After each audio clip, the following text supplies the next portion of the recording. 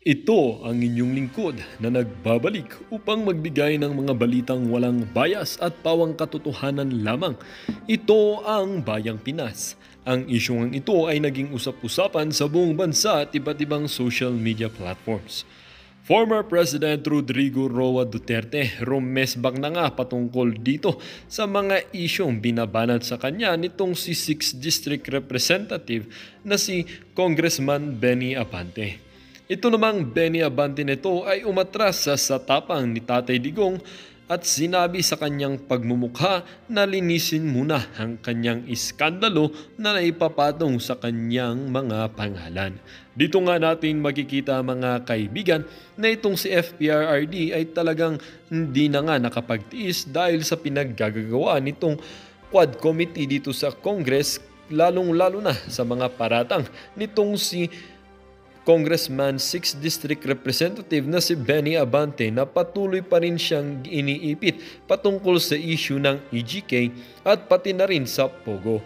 Dito nga natin makikita mga kaibigan na talaga bang gusto na talagang sirain ng mga kongresistang tiwali ang pangalan nitong si Tatay Digong dahil nga alam nila na kapag ito uli ay nakapasok muli bilang isang government official ng ating bansa ay meron silang kalalagyan.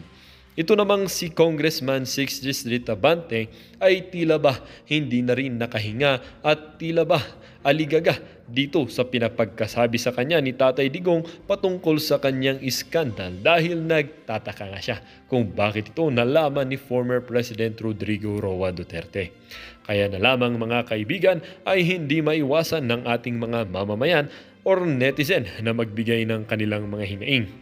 Before, hindi ko gusto si PRRD kasi palamura, astig magsalita, pero nang makita ko ang mga nagawa niya sa bansa natin, nahiya ako sa sarili. Hinusgahan ko siya agad, astig talaga, may isang salita ang lalaki ng pinagbago ng Pilipinas, ang naiya natin, naging maayos ang pamamalakad, mga durugista at mga krimen na bawasan, proyektong build, ginawang mabilis ang aksyon sa mga nangangailangan at malaki ang naitulong sa mga OFW, kaya salute ako sa mga nagawa niya, kaya ngayon support ako sa mga Duterte. Wala nang makakatalo sa pagiging presidente kay Tatay Digong. Thank you Tatay Digong sa pagiging presidente mo, napakalaki ng asenso ng Pilipinas. Nung ikaw ay maging presidente, ramdam ng bawat isa. Tatay Digong, please take care of yourself. Paano na ang mga sambayan ng Pilipino if wala kang magmamalasakit sa amin? Need ka sa taong bayan, former President Rodrigo Duterte. Kailangan natin ang matikas sa Senado. FPRRD ay karapat-dapat at ang mga kaalyado niya para sa tunay na pagbabago ng Pilipinas. Sa Congress, namimihasa sa contempt na walang kakwenta-kwenta. Para bang usapang kanto ang pinag-uusapan. Tanong kayo ng tanong kung sino ang PDP na tatakbo bilang senador. Iboto nyo si Robin Hood, Bato de la Rosa at Philip Salvador. Well, para nga sa kabuang detalye ay panoorin na lamang ang buong video. At salamat na rin sa ating mga solid viewers sa walang sawang pagsuporta. At kung bago ka naman sa ating channel ay syempre, huwag kakalimutang mag-subscribe, pindutin ang notification bell, piliin na rin ang all upang laging maging updated sa mga balitang bago, totoo at walang bias dito sa channel ng Bayan, ang Bayang Pinas. Huwag din pong kakalimutang mag-iwan ng like at i-share ang ating mga videos. Muli po, maraming salamat and God bless!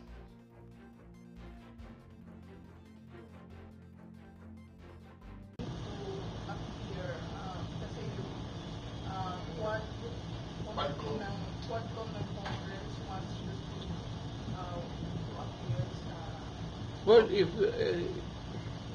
it's their pleasure, why not?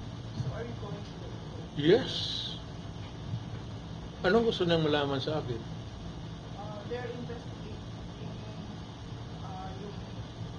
extradition Ako totoo yan. Wala. relation sa Pogo and other Wala ako. Wala illegal drugs. wala tayong pugo. Kaya nga namamatay yung mga tao dito dahil dyan sa illegal drugs. Pogo, that is, we are too far away from that. Hindi mo ka alam maglaro ng Pogo? Alam mo maglaro ng Pogo? So you're going to appear, Mayor, Sa, sa Congress? well, if they will invite me, I just hope that they would ask educated questions. How do you feel, Mayor, na yung mga pulis natin like Karma, De Leon, and other PNP, inipisa, ngayon contempt sila, mukhang hindi makaka-Christmas with their family dahil... They will have court on legally. Ikukonsulta ko sa mga abogado. I would leave it to the lawyers to hindi ako practicing lawyer. So I would not know the dynamics of what are the rules now. All that I can do is to provide them with lawyers. Tutulong talaga ako sa police pati military. Lalo na in the performance of their duty, itataya ko pati ang sarili kong reputasyon. Any comment about the Congress? You've been a congressman, Mayor. Tapos ngayon, ang Congress mukhang naging investigating body, mas masama pa sa NBI at contempt ng kanilang mga resource person. Ang suggestion ko nga, i-abolish nila NBI, pati police sila, ano?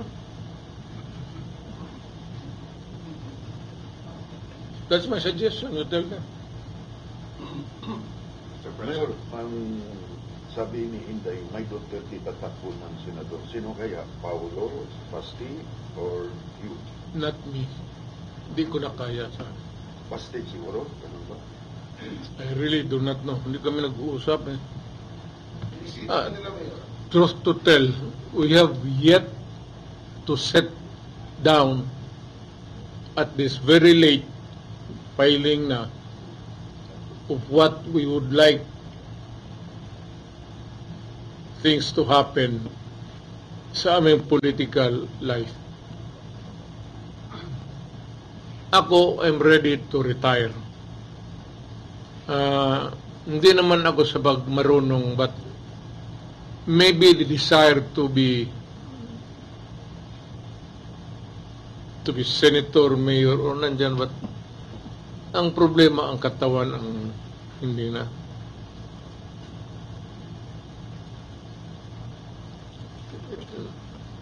May trabaho kasi yan eh.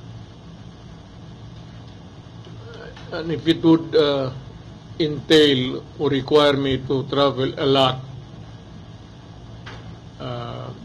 physical movement, mukhang hindi ko na. May ano kasi ako, may imbalance.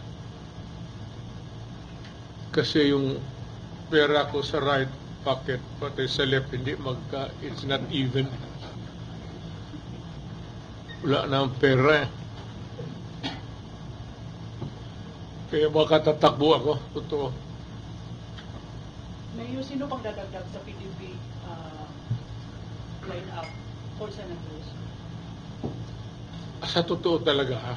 Frankly, wala pa akong, hindi ko pa na, I have yet to read the list na nag-file ng ano nila, candidacy. Hindi ko alam sino yung nagtuloy, sino hindi. Kuya Mayor, unsay debate sa usa ka famous nga Rodrigo Duterte nga ang iyang apo na nakaroon sa politika. Si Rodrigo Duterte nag-file na sa iyang COC for councilor. How about Kapitan Omar Duterte? Will he file for congressman in the 2nd district of Davao? Gusto man siguro nila ilatanan, ihatag na lang nila. Give it to them. You know, ito at wala itong ano. Do you know the reason why? It's because we come from a political family. Even in the now, post-war, basahin ninyo, i-google ninyo, nandyan yan eh. Post-war, right after ang tatay ko naging mayor na ng Danao, which is a city now. Hindi talaga nawala sa politika. Pagdating dito, he served for a few years as a secretary to the board, or provincial secretary, they call it. Then politics again. And sa ganyan. So, political family kami. I am not surprised, even if I do not want them to, kasi magulo, hindi naman walang kwenta. Pangit naman pakinggan, pero merong trabaho mas maganda pa dyan sa magiging politiko. Hindi ka naman magnegosyo ka, magyayaman ka. Ngayon, kung pasok ka ng politika, magnakaw ka talaga. To assure you of a comfortable and luxurious retirement. Kung hindi ka marunong magnakaw, I think that at one time sa buhay mo as a politician, you better stop and think of going into a more profitable or productive life. Hindi ka makaasa dyan sa sweldo. Kailangan ka magnakaw. Ngayon, kung hindi ka marunong magnakaw, paano mo nakawin?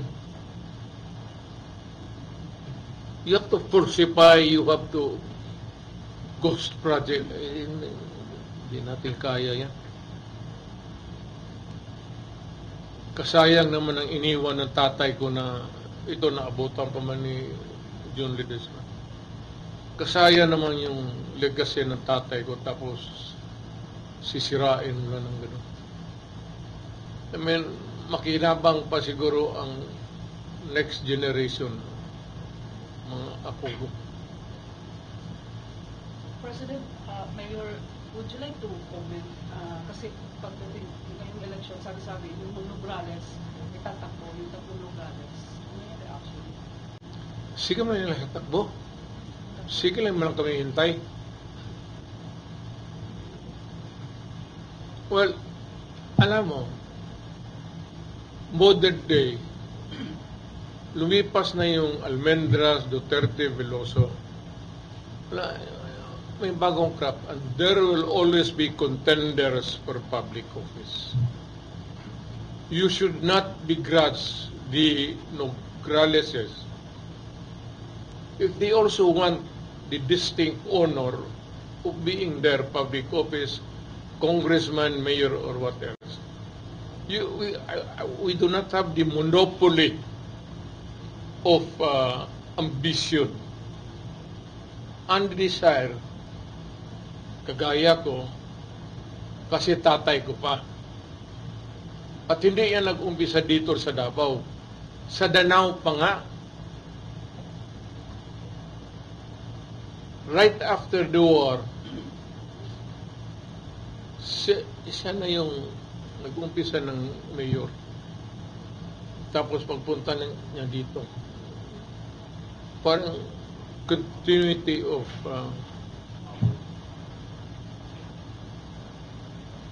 so yung politika hindi talaga naalis sa buhay namin.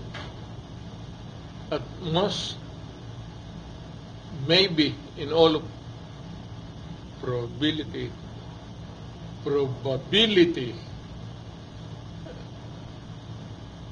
mukatay po na sa among mga apo. May yung mayor sa gawas last day sa pagpailing Martis man nagnaniit lang ang ugali sa Duterte. Pag mudagan ka o mayor, walay Nograles mudagan o mayor. Apan kung di ka mudagan mayor, kung si Basti, tabanan nila. Kagod mayor. Ano sa imo? Di, gusto na kung file tanan. Para bibo. Pangit naman yung eleksyon na ako lang dyan. Dili sila mulaban nimo, pero kung si Basti daw labanan, naay Nograles na mulaban kung si Basti mo parilig. Pero kung ikaw mo kandidato si Basti, huwag mo laban ng mga Nograles sa imo. Wala balita ron sa gawas. That is not the proper question. The proper question is, I don't know kung sabihin ng Diyos na mamatay ako bukas, I will not tinker with politics anymore. O bigyan lang man niya ako ng isang single cell of cancer at hindi ko naman tinatanggihan yan kasi matanda na ako. Hindi na ako makialam. Pero what am I supposed to do? Yan ako sa bahay. Pagising ko, nakatingin yung asawa ko. Pag uwi niya, nasa sopa ako, nagbabasa ng newspaper, tinitignan niya ako. Pag uwi niya sa gabi, nandiyan sa TV ako nakatingin. Masama ang tingin niya sa akin. Ano ang dapat gawin ko? Magpalit ng asawa, patayin ko yung asawa ko, o I find something productive outside. And something Yes, because alam mo naman, kung magtrabaho ka, you get to solve so many problems, and marunong naman ako magtrabaho siguro, dumaan naman ako dyan. At sa awa ng Diyos, I would not judge myself, but I would say that binigay ko lahat, yung pagkatao ko, yung edukasyon ko na nakuha ko, I was able to make use of my being a law practitioner, then being a prosecutor, then being a congressman. You're trying to raise your hand kanina. Sige. Mayor, Mayor, I would like to get your reaction regarding yun. Kasi yung may ibang, naay mo bang kung sa taong pusod na member na na ubalhin sa other party. What is your statement? Good. I do not want to have a heavy machinery. Mas mabuti. Frankly, bakit? Minus ang gastos mo.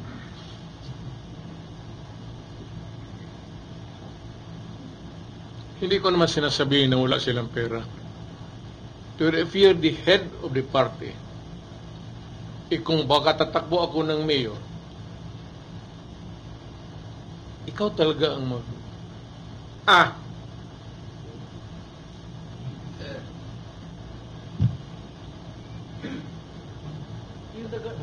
mas mabuti sabihin mo sa kanila na ang request ko, my earnest request, is lumipat na sila para makamura ako.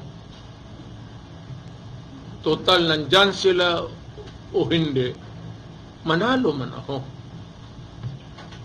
So, anong silbi nila sa akin? Na? O balik ta rin nila. Anong silbi nila sa akin?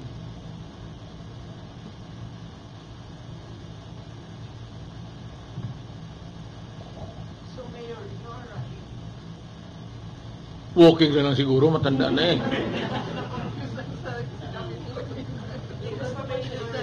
Hindi pa.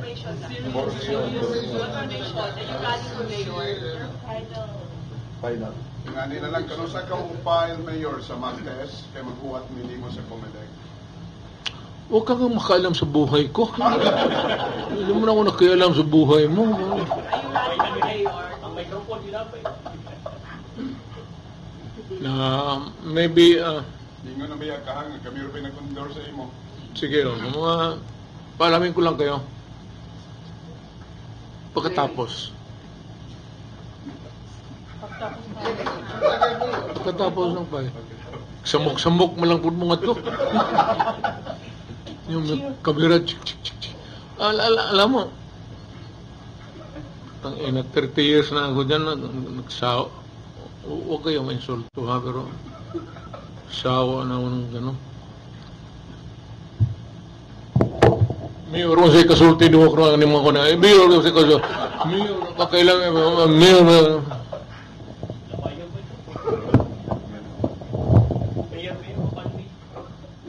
So Mayor, officially, Mayor, asa ta. Hay naman itong mga putang ina. Mayor, asat naman ni Udto. Alas 2 na. so Mayor Duterte I'd be happy to, guys, I enjoy the company of media. Maybe, hindi siguro in the earlier years.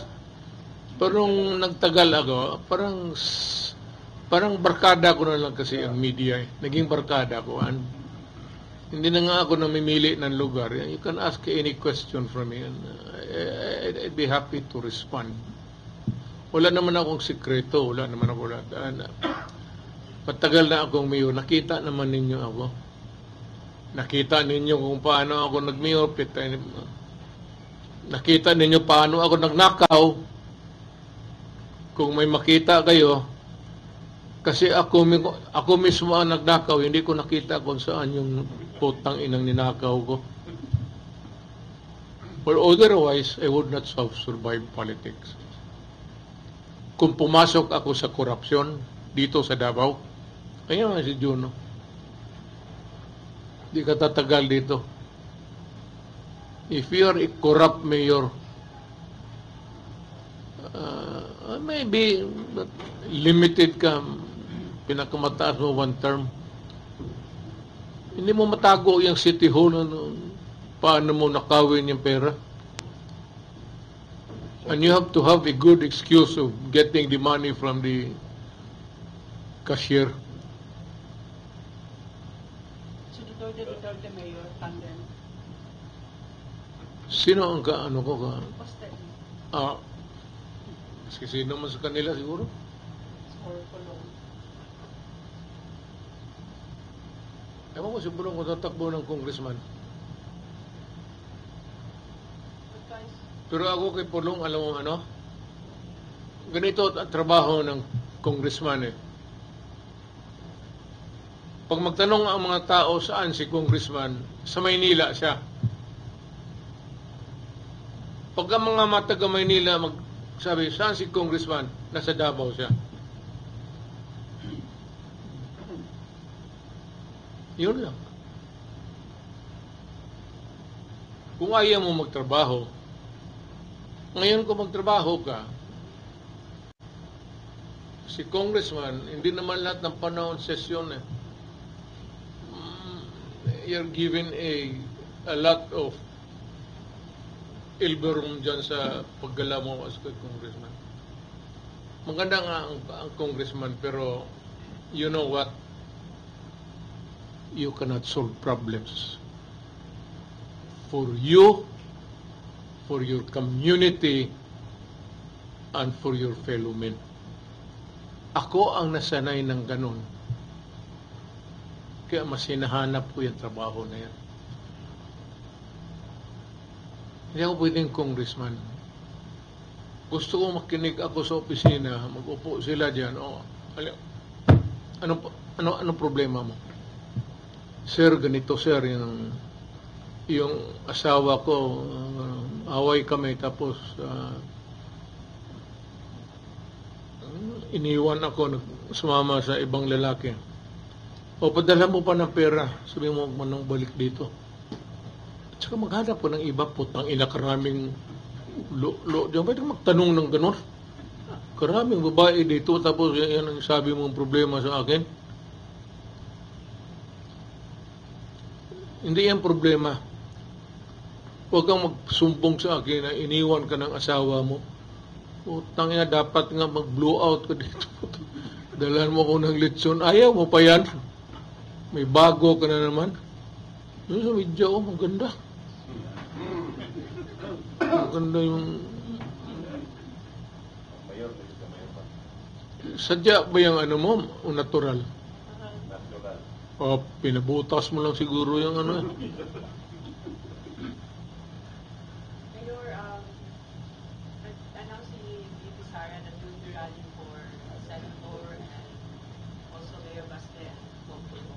Ang totoo talaga niyan, we have yet to sit down. Kailan ba deadline? Tuesday. 20, no? January 20? Tuesday, Mayor, ang filing. That's the beauty of cellphone. Basig nakahiga ka sa kama mo, sige kaglugod sa buga ni mo, istorya mo, politika mo, may nagana ni mo. Cellphone eh. Hindi mo kailangan. Total, hindi man kami magkalaban sa politika. Dito, gusto ka dito ka, o dito ako. Dito ka, dito ako. O dito ako, dito ka. Ano kayo mag-usap, Mayor? Sabi naman bukas. Muna yung problema. Ikaw na lang arrange. Hindi kong makontak na yung telepono nila. Alam mo yung, kung mo lang sabihin sa kanila, yung mga gago na sumasagot ng ano, sige ring. Ako kanina, I've been calling Baste since this morning. Totoo, sabihin mo sa kanya. Gusto ata niya kalabanin ako sa politika, okay lang.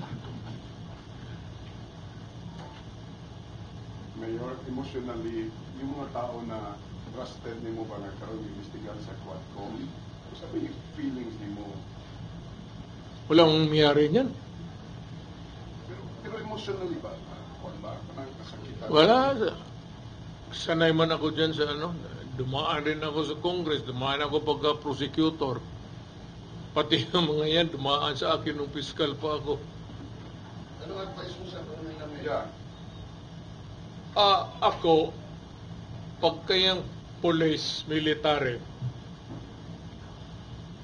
mali o tama sila, pag maghingi sila ng tulong, tutulungan ko. I am talking as a lawyer. Kasi malapit ako sa military pati police. And I still believe until now that without yung binigay na suporta ng military pati police dito sa akin sa Davao, I could not have succeeded in transforming Davao to what it is now. A beautiful city. Dito patayan doon, patayan doon, patayan dito. Ngayon, nung na-mayor ako, nag-usap kami lahat. Bakit man tayo ang umatay? Di patayin mo silang lahat. Gobyerno ako eh.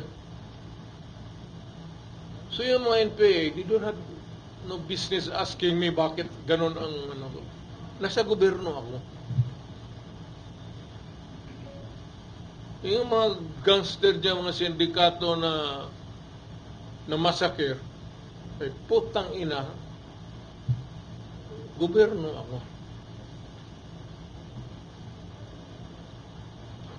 At kung tatakbo ako ng mayor, same.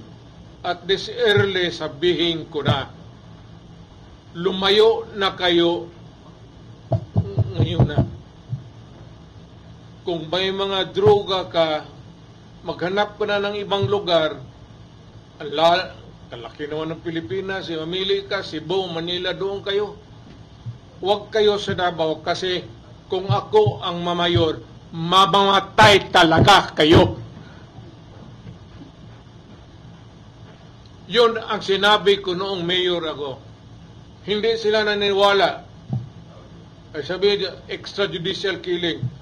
Putang ina, wag na natin pag-usapan yung sinabi ko sa inyo, wag gawin dito. Ayaw ko ng droga, ayaw ko ng kidnapping. Hayaan mo ang Davao na mag-bloom sa sarili niya. na walang problema ang tao dito. Hindi ko kay Laking Davao ako eh. Dumating ako dito, nakakarang ba? So do not fuck with me. This is my city and I want it a peaceful city. At hindi naman ako nakikialam sa tao dito. I just want a peaceful city. Kaya kung mamayor ako, umalis na kayo kaagad. Kasi pag inabutan ko kayo, patayan talaga tayo. Pati yung human rights, sabihin ko na ngayon. Kayong dapat yung human rights, i-contact na nila yung kung sino itong mga ulol na to. Kasi mamamatay talaga yan. Ayaw ko masira ang mga anak natin. Ayaw ko masira yung syudad ko. Ayaw ko na putang inang droga. Punta ka dito, magdegosyo ka. Kung wala, maghanap tayo. Hanapan kita ng paraan paano ako makatulog.